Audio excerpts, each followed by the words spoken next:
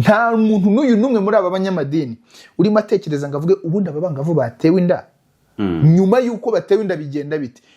Ntabwo mbizi neza, singiye guca urubanza, ariko ntabwo nshobora, sinzi niba hari idini, hari urwego, hari idini runaka, hari umuryango wegamiye kuri ku myemerere ushobora guhagarara ngo uvuge ngo twebwe abangavu batewe inda tubafasha gutya nyuma yuko batewe inda. Ikikurikiraho ni kimwe, ni ukubaca no kubahagarikira amasakaramentu. Ikane nk'uko bikwiye nka wa mwana warezwe neza agakura yubaha ubuzima bwe. Ibyo nibyo yanditse. Wenda mbere yuko dukomeza,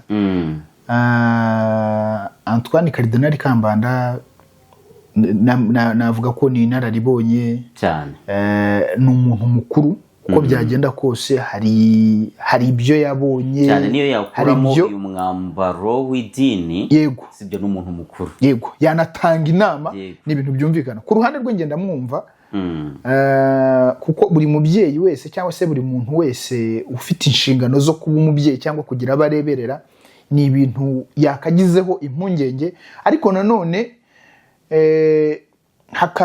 mu rwego rwo kureba nko mu buryo bwagutse, ntabwo ari ukuvuga ko ibyo yavuze bidafite ishingiro, ni ibintu byumvikana.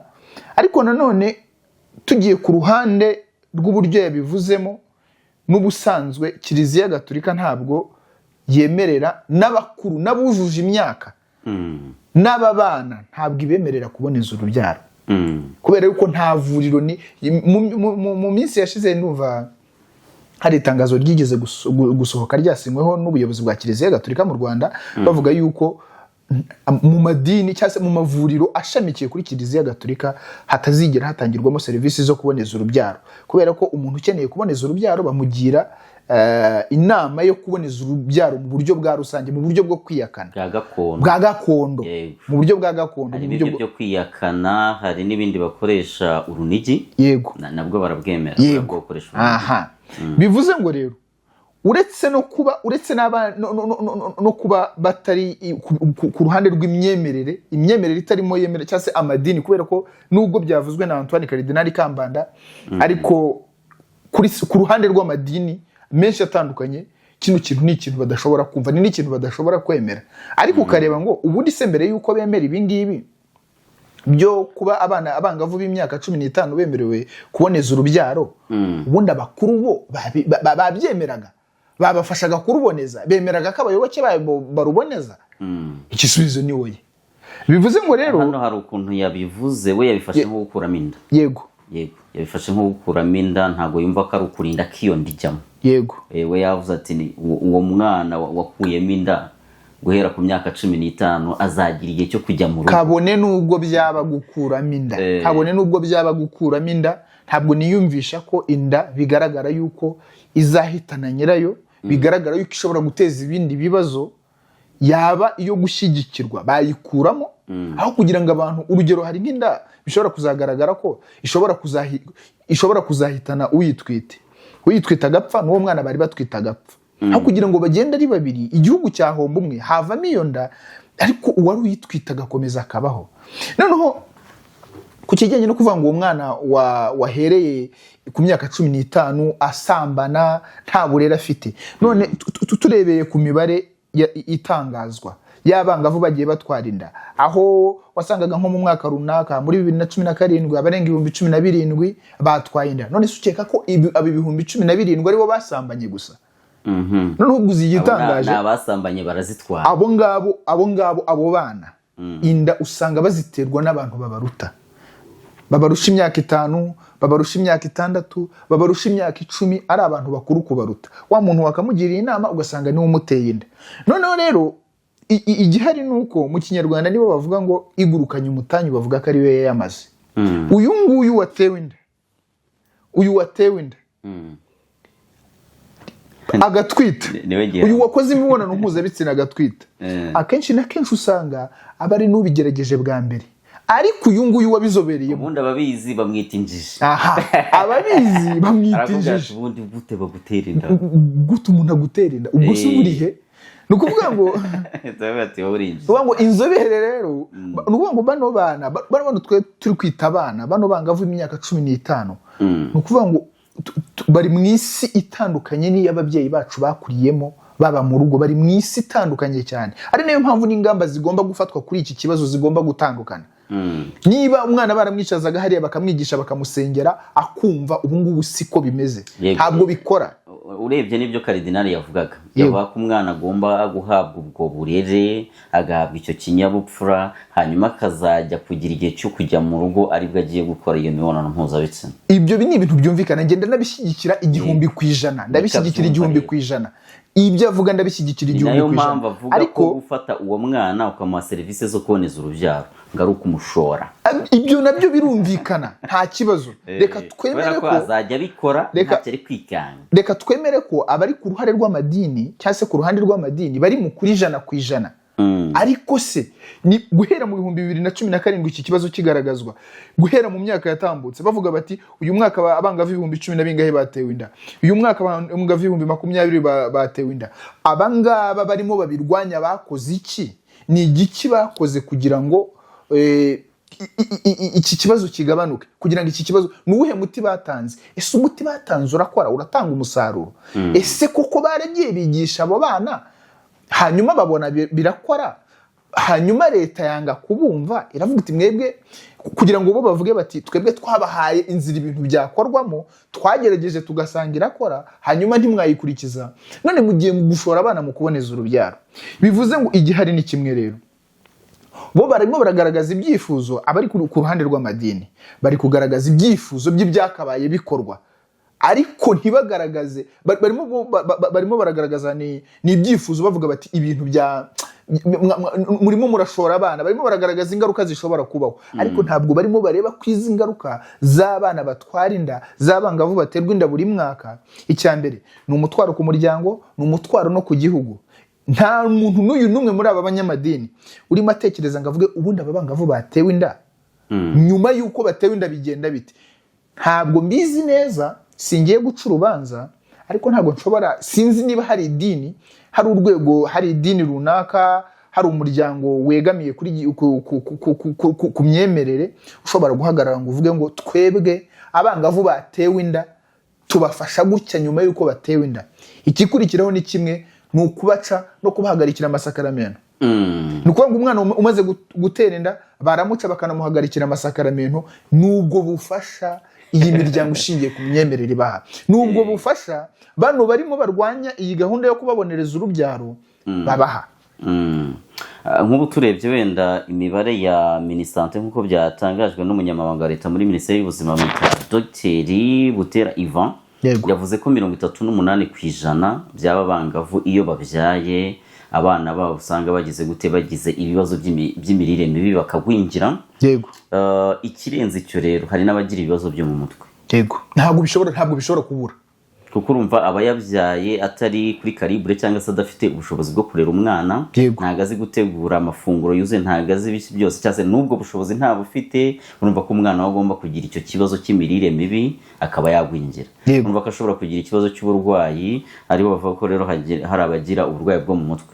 Urumva bushobora kugirwa n'umwana cyane na nyina, kubera ko nawe yabyaye atameze neza, nawe yarakirerwa. Yego. Agikeneye ko ababyeyi bamufasha, gikeneye kwiga, gikeneye bityo urumva ko nyine abayabyaye atari tayari. Ntabwo bishobora kubura, no mu buzima busanzwe uhura n'ikibazo runaka kikakuremerera bitewe n'imibereho iri hanze ahangaha, ubwo buzima bwo mu mutwe bukangirika. Noneho hibaza umuntu wabyaye ari umwana ukirerwa, icyambere agiye guta ishuri, nyuma yo guta ishuri ibaza ukuntu ari buze kuza kubana n'ababyeyi be, namubwira bati icyambere batangira kumubwira bati udukojeje isoni. Uko byagenda kose ubuzima bwo mu mutwe bwe nta kuntu butakwangirika. Wenda hari ubushakashatsi bwakozwe n'umuryango mpuzamahanga uharanira amahoro arambye Interpeace ku bufatanye n'ikigo cy'igihugu gishinzwe ubuzima RBC, bwagaragaje ko abangavu 84.16% batahawe ubufasha nyuma yo kubyara, bwabo bwa serivisi z'ubuzima bwo mu mutwe n'ubw'imibereho isanzwe. Ni ukuvuga ngo twese nkeka ko nka hejuru ya 90% tugira amadini tubarizwamo, dufite imyemerere runaka, ariko nyuma y'uko ubushakashatsi bwakozwe na Interpeace ndetse na RBC bwagaragaje ko byibuze abangavu 84.16% nta bufasha bigeze bahabwa, bwaba ubujyanye n'ubuzima bwo mu mutwe cyangwa se ubw'indi mibereho isanzwe, kandi abo bose bari mu madini.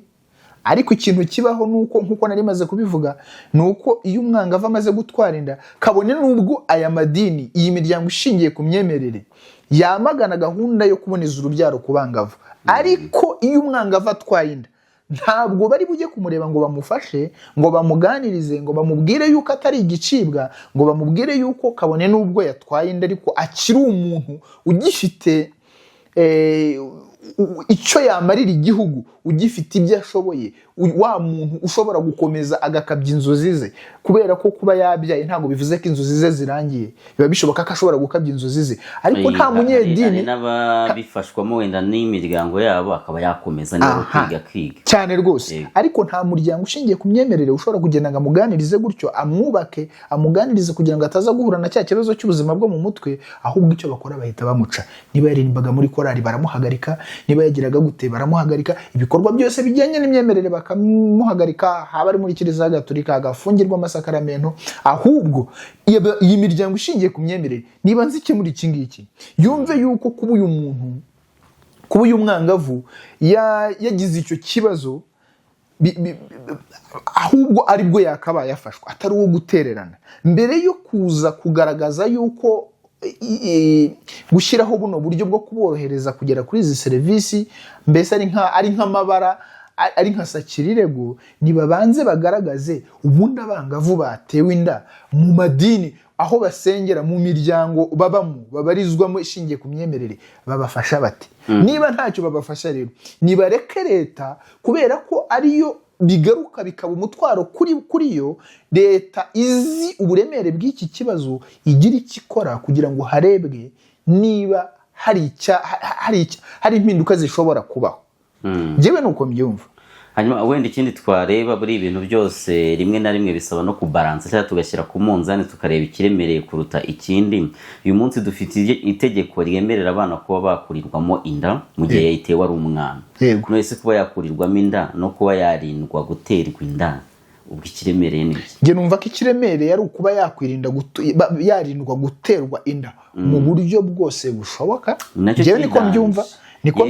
Izo nda baba bazikuriwemo n'inzobere cyangwa se abahanga mu buvuzi, ushobora kuyikuramo ugapfa. Yego. Ariko yirinze ko ijyamo, nkeka ko bitamwica cyane rwose. ibyo nge numva ko ari byo byiza kurushaho, kuba yafashwa cyangwa se yarindwa ko iyo nda ijyamo, yarindwa guterwa inda, kurenza kujya gusabirwa ubufasha bwo gukuramo inda. Na cyane ko iyo urebye nibibagendaho biratandukanye. Ntabwo mpamya yuko leta ibi bintu bitabigenzuye, kubera ko hari igihe haba harebwe ngo ubundi ni bandi barimo baza gusaba serivisi zo gukurirwamo inda, ikiguzi kibagendaho ni ikihe? Ese ubundi baramutse bahawe uburenganzira, kubera ko uyu muntu waje gukurishamo inda, uyu muntu watinyutse agatera intambwe akaza ngo bamukuriremo inda, ahawe uburenganzira yaboneza urubyaro cyane. Yego. Kandi nicyo cyiza. Yego. Nge rero nkaba numva ko dukwiye kureba mu buryo bwagutse, tukarenza ingohe izindi nyungu, zaba izishingiye ku myemerere, zaba izishingiye ku bindi ibyo ari byo byose turimo dutekereza, tukareba ngo igihe byaba bikomeje gutya, uyu muvuduko w'abangavu baterwa inda uramutse ukomeje gutya, muri 2050 twazaba tumeze dute? Ni ukuvuga ngo niba jyewe mu rugo iwanjye ntari nishoboye, nta bushobozi mfite, nkaba mfite umwana w'umukobwa, akazana undi mwana, ntamubonera ibyo byose akeneye, kubera yuko na cyane ko bano bangavu baterwa inda kenshi bashukishwa utuntu dutoya, baba babuze mu miryango yabo. Niba njyewe ntabashije kumubonera byibuze ibikenerwa by'ibanze biri bumurinde uko gushukwa, noneho naramukazanye umwuzukuru, ndi bumuhe ibyo nakamuhaye, mbone n'ibyo mpa wa mwuzukuru we, ntabwo bishoboka. Ni hahandi ubwo leta iri butangiye icyashyane, itange za shisha kibondo, itange ibintu byinshi. Usanga rero ni ikibazo, usanga ni naho inzozi z'abana benshi zisa naho zihagarariye, kuko umwana namara kubyara ntagire umuryango umufasha, kereka iyo agize amahirwe akaba avuka muri wa muryango w'abantu bize, bantu bumva ko niba umwana abyaye ku ruhande rumwe kiba ari ikibazo kubera ko ntabwo yari yabiteganyije, ariko bakumva ko ari umwana wabo, kabone n'ubwo yakoze amakosa, kabone n'ubwo yabyaye akiri mutoya, kabone n'ubwo ari izindi nshingano bagiye gufata, ariko barabizi ko aracyari umwana wabo. Icyo yakoze cyose. Abo rero, abo ngabo nibo babandi umwana amara kubyara bakavuga bati nta kibazo, tuzajya tugufasha umwana usubire kwiga. Ariko nanone uyu mwana usubiye kwiga yamaze kubyara nawe, hari ibibazo bitandukanye kubera ko uburyo babana biganaga bamufataga hari itandukaniro rizamo. Ngira ngo mu mwaka wa 2020 icyo gihe nari muri RBA nigeze gukora inkuru ijyanye n'inkuru yigeze yahawe igihembo nk'inkuru nziza yavuga ku bijyanye n'imikurire y'umwana. Ni inkuru y'umwana wabyaye ariko amaze kubyara asubira kwiga, ariko yari afite nyina, byari amahire, yari afite nyina yari umwarimu azi icyo uburezi buvuze, uburezi bw'umwana buvuze.